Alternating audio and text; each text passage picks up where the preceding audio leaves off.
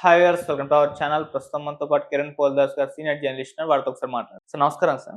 నమస్తే ఆదిత్య. సార్, బ్రహ్మ ఆనందం అనే ఒక మూవీ హ్మ్. ఈవెంట్ లో చిరంజీవి గారు చేసిన కొన్ని వ్యాఖ్యలు అది చాలా కాంట్రవర్సీ క్రియేట్ చేయడం మనం చూస్తున్నాం సార్. అంటే నేను చరణ్ అడిగాను, ఒక అబ్బాయిని కనివ్వమని చెప్పేసి, మళ్ళీ అమ్మాయి పుడుతుందేమో అని భయపడ్డాను, నా లెగసీ కంటిన్యూ చేయడానికి అబ్బాయి కావాలని చెప్పేసి కోరానని చెప్పేసి అలా చేశారు వ్యాఖ్యలు. హ్మ్. దానిపైన తెల్లారి చూసేసరికి ఫుల్ విమర్శలు వచ్చేసాయి. అంటే లెగసీ అబ్బాయిలే కంటిన్యూ చేస్తారా, అమ్మాయిలు కంటిన్యూ చేయలేదా, ఆయన వివక్ష చూపిస్తున్నారు, అంటే మెగాస్టార్ స్థాయిలో ఆయన ఉన్నారు, ఆయన స్ట్రేచర్ కి ఈ వ్యాఖ్యలు సరికావు అని చెప్పేసి ఆ రకంగా విమర్శలు రావడం చూస్తున్నాం సార్. మరి ఆయన కామెంట్స్ ని మీరు ఏ విధంగా చూస్తారు? ఆదిత్య, మనము వీఆర్ ఆల్ హ్యూమన్ బీయింగ్స్. అవును సార్.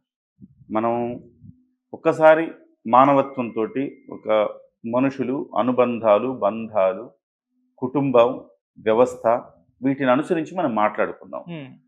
ఆయన మాట్లాడిన దాంట్లో తప్పు ఎక్కడుంది? పాయింట్ 1, ఆయన ఏమన్నాడు, నా ఇల్లు ఇప్పుడు లేడీస్ హాస్టల్లా ఉంటుంది, చుట్టూతో నాకు మనవరాళ్లే, అందరు ఆడపిల్లలే, ఒక మగపిల్లాడు ఉంటే బాగుంటుంది అనేది ఆయన ఓవరాల్గా సినారియో. అంటే హాస్టల్, లేడీస్ హాస్టల్ అని సరదాగా పోల్చాడు, కానీ జనరల్గా ఆయన భావన ఏంటి, ఓవరాల్గా మనం అట్లా కళ్ళు మూసుకుని ఆలోచిస్తే ఆయన భావన ఏంటి, 5 మనవరాళ్ళు ఉన్నారు, ఒక మనవడు వస్తే బాగుంటుంది అనేది ఆయన భావన కదా. అంతే, అంతకుమించి ఏం లేదు దాంట్లో, అంతకుమించి ఏం లేదు. మీ అమ్మా నాన్న కానీ, మా అమ్మా నాన్న కానీ, ఎవరమ్మా నాన్న అయినా కానీ, మగపిల్లాడు పుట్టిన తర్వాత ఆడపిల్ల కావాలని, లేదా ఆడపిల్ల పుట్టిన తర్వాత మగపిల్లాడు కావాలని అనుకోవటంలో తప్పేమన్నా ఉందా? చాలా సందర్భాల్లో ఆడపిల్లలు ఉన్నప్పుడు మగపిల్లాడు కావాలని వరుసగా 3 మగపిల్లలు ఉంటారండి, వాళ్ళకి ఎంత లోటు ఉంటుంది తెలుసా? చక్కగా ఒక ఆడపిల్ల ఉంటే ఎంత బాగుండేది, మహాలక్ష్మిలాగా చక్కగా తయారవుతూ బొట్టు పెట్టుకొని, గాజులు వేసుకొని, ఇలాగా లక్ష్మీదేవిలాగా ఇంట్లో తిరుగుతూ ఉంటే ఎంత బాగుంటుంది అని అనుకుంటారు కదా, సహజం కదా. సో ఆడపిల్ల ఉండాలని కోరుకుంటేనేమో తప్పేం లేదు, మగపిల్లాడు కావాలని కోరుకుంటేనేమో తప్పు పట్టాలా? అయితే చాలా మంది అంటున్నారు, ఆయన ఎంటర్టైన్మెంట్కి బాప్, ఆయన వాళ్ళ మెగాస్టార్. ఎట్లా మెగాస్టార్ అయ్యారు? ఎంటర్టైన్మెంట్ ద్వారా కదా. 10 మందిని నవ్విస్తూ, ఆనందింపజేస్తూ, రంజింపజేస్తూ ఉండటమే ఆయన ప్రొఫెషన్. ఆయన ప్రొఫెషన్లో భాగంగా ఆయన ఏం చేశారు, సరదాగా చెప్తారు, ఏం చెప్పినా ఒక ఆయన ఎక్స్ప్రెషన్, వర్డ్స్ ఆయన ఎక్స్ప్రెస్ చేసే తీరు చాలా సరదాగా ఉంటుంది. ఆ సరదాలో భాగమే లేడీస్ హాస్టల్. నిజంగా లేడీస్ హాస్టల్, ఆయన సరదాలో భాగం లేడీస్ హాస్టల్ అన్నాడు. 5 మంది ఆడపిల్లలు ఉంటారు, లేడీస్ హాస్టల్ వాడల్లా ఉంటా నేను అన్నారు. సో దాన్ని సరదాగా తీసుకోవాలి మనం, ఏది సరదాగా తీసుకోవాలి, ఏది సరదాగా తీసుకోకూడదు అనే ఒక విచక్షణ, ఆ జ్ఞానం మనుషులకి నశించిందా అనిపిస్తుంది నాకు. రెండో అంశం, మళ్ళీ ఇంకో ఆడపిల్ల పుడుతుందేమో భయంగా ఉంది, ఒక మగపిల్లాడిని కనరాచారని అన్నాను. భయంగా ఉందంటే, భయంగా ఉంది అంటే ఆయనకేం పోషించలేడా ఏంటండి, నాకు అర్థం కాదు. మగపిల్లాడు కావాలి అనే ఒక ఆశ ఆయనకు ఉన్నది. అందుకే ఒకవేళ నిజంగా ఆడపిల్లలు వద్దంటే, ఆయనకున్నంత కుటుంబ విలువలు ఈ తెలుగు రాష్ట్రంలో ఏ సెలబ్రిటీకైనా ఉన్నాయా? నేను ఛాలెంజ్ చేసి చెప్తున్నా, ఇవాళ ఆంధ్ర రాష్ట్ర ప్రజలు, తెలంగాణ రాష్ట్ర ప్రజలకు నేను ఛాలెంజ్ చేసి చెప్తున్నా. అది మీరు పాలిటిక్స్లో తీసుకోండి, సినిమాల్లోనే తీసుకోండి, ఆయనకున్నంత కుటుంబ విలువలు ఇంకే నాయకుడికైనా ఉన్నాయా, ఏ సెలబ్రిటీకైనా ఉన్నాయా నేను అడుగుతా. ఎందుకు అని అన్నారు అనుకోండి, ఆయన ఇంటికి పెద్ద కొడుకుగా, తండ్రిగా బాధ్యతలు నెరవేర్చారు. తండ్రి స్థానంలో ఉండి, చాలామంది ఏమంటారు, ఆయన మాకు అన్నయ్యే కాదు తండ్రిలాగా అంటారు. చిరంజీవి చెల్లెళ్ళు అన్న మాట మనం వినలేదా? తమ్ముళ్ళు అన్న మాట మనం వినలేదా? పవన్ కళ్యాణ్ గారు ఎన్నిసార్లు అన్నారు? పవన్ కళ్యాణ్ గారు, చిరంజీవి, సురేఖమ్మ నాకు అన్నా వదినే కాదు తల్లిదండ్రులు కూడా అన్నారా లేదా? ఎందుకు అంటారండి అలాగా? ఎంత ప్రేమను పంచకపోతే అంటారు అలాగా? ఎంత కాపు కాయకపోతే అంటారు అలాగా? వీళ్ళందరినీ చిరంజీవి గారు తన రెక్కల కష్టంతో అందరిని ఇట్లా కాపాడుకుంటూ వచ్చాడు. ఫ్యామిలీని అంతా ఒక్క తాటి మీద నడిపించాడు. ఎంతమంది నడిపిస్తున్నారండి ఇవాళ? ఉమ్మడి కుటుంబాలు లేవు ఇవాళ. సో కనీసం కలిసి ఉండే పరిస్థితులు సెలబ్రిటీల కుటుంబాల్లో ఒకళ్ళంటే ఒకళ్ళ కోపము, ఆస్తుల తగాదా. ఇవాళ మన జగనన్న చూస్తాము, జగన్మోహన్ రెడ్డి గారు తల్లిని చెల్లిని తరిమేశాడు, ఆస్తులు ఇవ్వాల్సి వస్తుందని చెల్లిని, సొంత చెల్లిని నీకోసం జైలుకి వెళ్తే కాలికి బలపం కట్టుకున్నట్టు జగనన్న జగనన్న జగనన్న జగనన్న అంటూ తిరిగిన చెల్లి నువ్వు తరిమేసేవే. నీ కన్న తల్లిని నువ్వు పార్టీ అధ్యక్షుల పదవి నుంచి తొలగించి పంపించేసేవే. ఇవాళ నీ మీద చెల్లి, తల్లి ఆరోపణలు చేస్తున్నారే. నీ బాబాయ్ కూతురు నువ్వే ఒక హంతకుడిలాగా నీ మీద ఆరోపణ చేస్తుంది. ఇది ఒకవైపు మనం ఇలాంటి వ్యక్తులను మనం చూస్తున్నప్పుడు, మరోవైపు అలాంటి ఉదాత్తమైన వ్యక్తులను కూడా మనం చూస్తున్నామని చెప్పడానికి గర్వపడాలి మనం. అన్ని కుటుంబ విలువలు, చెల్లెళ్లకు రాఖీ పండుగ వస్తే 100 కోట్ల విలువైన ఆస్తులు రాసిచ్చాడండి ఆయన చెల్లెళ్ళకి, తమ్ముళ్ళకి.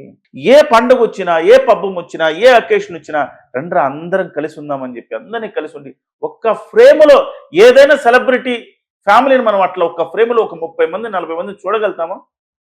సవాల్ చేసి చెప్తున్నాను నేను. ఎవరిని చూడలేము. ఎందుకంటే కుటుంబం అన్నా, ఆ విలువలన్నా, ఆ బంధం అన్నా, ఆ బాంధవ్యం అన్నా ఆయనకున్నంత అందరికీ లేదు, మరెవ్వరికీ లేదని నేను గర్వంగా చెప్తాను. అలాంటి వ్యక్తి గురించి ఏం మాట్లాడతారు అని సరదాగా మాట్లాడుతూ 2 మాటలు అంటే అసలుకి లెగసీ, ఏ కూతురు లెగసీ కంటిన్యూ చేయలేదా అంట చాలా మంది. ఎలా కంటిన్యూ చేస్తున్నాను లెగసీ? ఆయన hero, megastar Chiranjeevi hero, Indian cinema hero, the king. Amitabh Bachchan ఏమన్నారు? The king of Indian cinema అన్నారు. మరి ఆయన లెగసీ కంటిన్యూ చేయాలంటే కింగ్ కావాలి కదా, ఫీల్ కాదు కదా, కింగ్ కావాలి కదా. ఆయన వ్యాపారాన్ని చూసుకోవటానికి ఆయన కూతుళ్ళు సరిపోతారు. ఏమైనా ఉంటే, నాకు వ్యాపారాలు ఏమున్నాయో తెలియదు ఆయనకి సంబంధించి. ఇప్పటికే సుష్మిత గారు కొన్ని ప్రొడక్షన్ హౌస్ పెట్టి ఆ బాధ్యతలు చూస్తున్నారు. కాస్ట్యూమ్ డిజైనర్ గా చూస్తున్నారు, మమేకమై ఉన్నారు తండ్రితో పాటు. ఆయన సినిమాలన్నింటి కాస్ట్యూమ్ డిజైనర్ గా ఆమెకే ఇస్తున్నాడు బాధ్యతలు. ఆయన కూతుర్ని ఎంకరేజ్ చేస్తున్నాడు, ప్రోత్సహిస్తున్నాడు, ఒక నిర్మాతగా చేస్తున్నాడు, కాస్ట్యూమ్ డిజైనర్గా చేశాడు.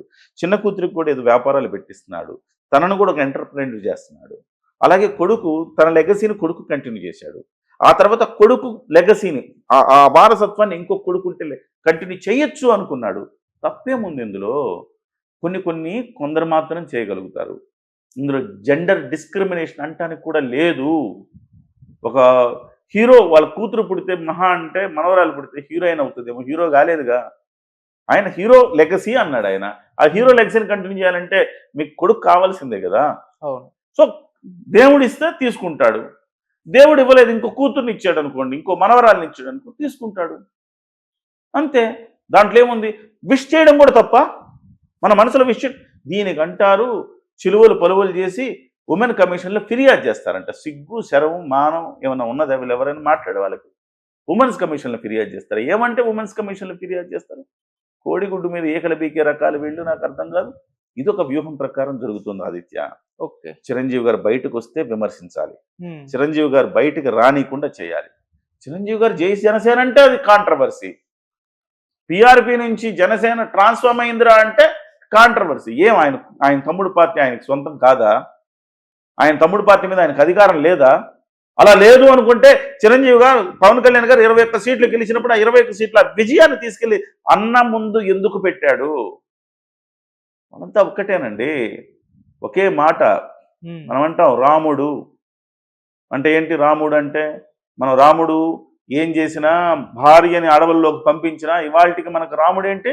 సకల గుణాభిరాముడు, ఆదర్శప్రాయమైన వ్యక్తి, ఒక మనిషి ఎలా ఉండాలో, విలువలతో ఎలా జీవించాలో చూపించిన వ్యక్తి శ్రీరాముడు అని మనం అంటాం కదా. నేనంటాను, శ్రీరాముడిని మనం చూసామో లేదో కానీ ఆ విలువలతో, అంటే శ్రీరాముడు అంతటి విలువలు ఇవాళ మానవుల్లో మనం ఎక్స్పెక్ట్ చేయడం కరెక్ట్ కాదు, అసాధ్యం. అట్లీస్ట్ ఉన్నంతలో కొంచెం విలువలతోటి, మానవ విలువలతోటి, బంధుత్వం బాంధవ్యంతో కలిపి ఒక జీవించే వ్యక్తులను మనం ఎవరైనా చూడగలుగుతున్నామంటే చిరంజీవి గారిని మనం ఆ విషయంలో ఆదర్శంగా ఎందుకు తీసుకోకూడదు అంటా నేను. ఈయన కూడా ఆదర్శప్రాయుడే. ఆయన ఎంటర్టైన్మెంట్ రంగం నుంచి వచ్చాడు. ఒక మాట అటు ఇటు సరదాగా మిమ్మల్ని నవ్వించడానికి, ఫన్ క్రియేట్ చేయడానికి మాట్లాడచ్చు.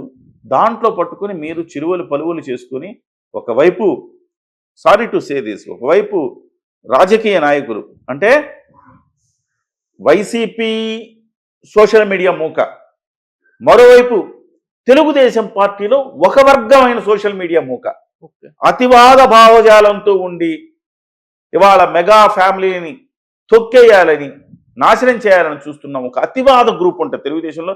ఒక 80% మంది మంచి వాళ్ళు ఉంటారండి తెలుగుదేశంలో. ఒక అందరూ మనం కూటమి కదా మనం అంతా అనుకునే వాళ్ళు ఉంటారండి. ఒక 20% మాత్రం ఇలా ఉంటారు. వాళ్ళు ఇవాళ బయలుదేరి వచ్చారు. వచ్చి రోజు కొన్ని ఛానళ్ళలో వీడియోలు చేస్తున్నారు, కొన్ని సోషల్ మీడియాలో పోస్టులు పెడుతున్నారు. సో ఏమీ కాదు, దీనికంతా ఏమైంది, ఉమెన్ కమిషన్ ఏం చేస్తుంది నాకు అర్థం కాదు. ఉమెన్ కమిషన్ ఆయన అన్న దాంట్లో తప్పేముంది? ఆయన ఒక హ్యూమన్ బీయింగ్గా మనం కోరుకోమా? మీ ఇంట్లో కోరుకోరా? మా ఇంట్లో కోరుకోరా? అంతెందుకు, ఇవాళ నేను ఒక కూతురుంటే బాగుంటుందని నేను అనేక సందర్భాల్లో అనుకున్నాను నేను. సో కాబట్టి ఇది కామన్ థింగ్ అండి. ఇదంతా కూతురు ఉండాలి, కొడుకు ఉండాలి, కొడుకుంటే కూతురు ఉండాలి అనిపిస్తుంది, కూతురుంటే కొడుకు ఉండాలి అనిపిస్తుంది. అంతే తప్ప దీన్ని ఇట్లా చిలువలు పలువులు చేయటం అనేది ఇది చాలా బాధాకరమైన అంశం ఇది. సో నేనంటాను, ఇలాంటి వాళ్ళందరూ నిజంగా నీచ సంస్కృతికి చెందిన వాళ్ళు. వాళ్ళ బుర్ర బుద్ధి సరైన దిశలో లేవని నాకు అనిపిస్తుంది.